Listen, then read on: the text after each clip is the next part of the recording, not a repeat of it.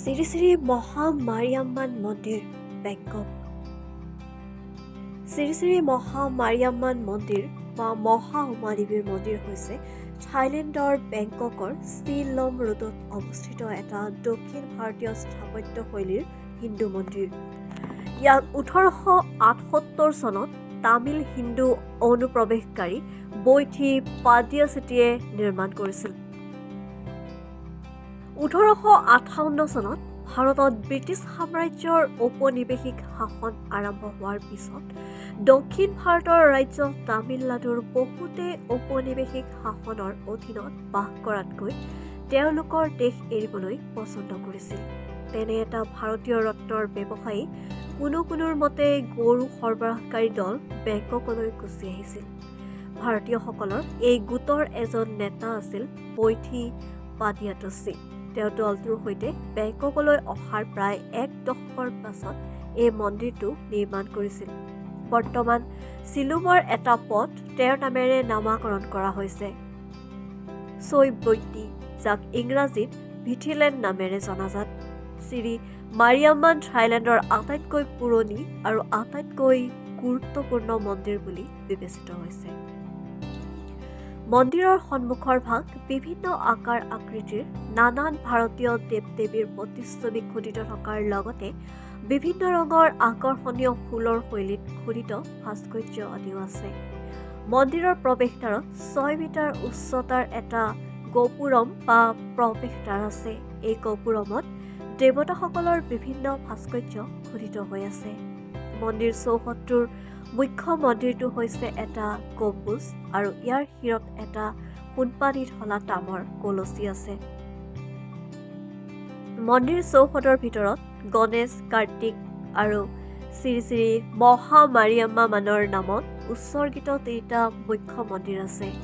ভক্তসকলে অনুসৰণ কৰা উপাসনা প্ৰথাৰ ক্ৰম অনুসৰি গণেশ, কাৰ্তিকৰ পূজা কৰাৰ পিছত মুখ্য দেৱতাৰ অৰ্চনা কৰা হয়। মন্দিৰৰ মুখ্য হলটো হিন্দু ধৰ্মৰ বিভিন্ন দেৱ-দেৱী যেনে গণেশ, শিৱ, কৃষ্ণ, বিষ্ণু, লক্ষ্মী, কাৰ্তিক, মাৰিয়াম্মান, কালী, সৰস্বতী আৰু নটৰাজৰ শিৱ-কামী হনুমানৰ লগতে বিভিন্ন ব্ৰঞ্জৰ সামগ্ৰীৰে সজোৱা আছে। ইয়াৰ উপৰিও দেৱতা শিৱলিংগম, ব্ৰহ্মা, নৱগ্ৰহ, আইয়ানাৰ সপ্ত কান্নী, পেৰিয়াচি, মাদুৰাই বীৰত আৰু কাঠভয়ানৰ দৰে উৎসৰ্গিত মন্দিৰো আছে। মন্দিৰৰ ওচৰৰ দোকানবোৰত ফুল, মালা, নাৰিকল আৰু ধূপ বিক্ৰী কৰা হয়, কিয়নো মাৰিয়াম্মান মন্দিৰ বেংকক তামিল হিন্দু সম্প্ৰদায় তথা বৃহৎ সংখ্যক থাই লোকৰ বাবে এক গুৰুত্বপূৰ্ণ স্থান।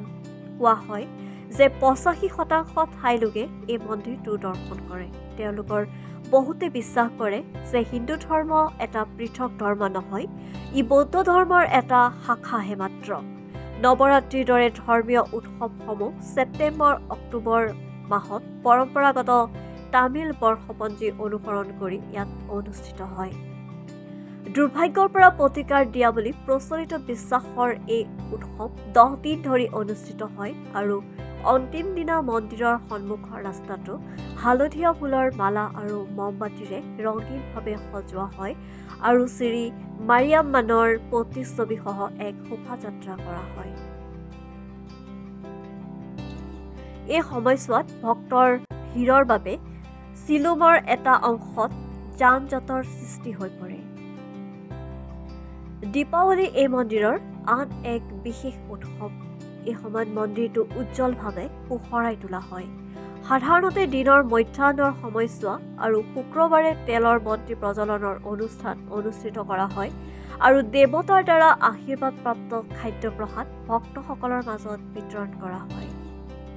এই দুটা প্ৰধান উৎসৱৰ উপৰিও দৈনিক পূজাত বহু সংখ্যক থাই, বৌদ্ধ আৰু চীনা লোক উপস্থিত থাকে।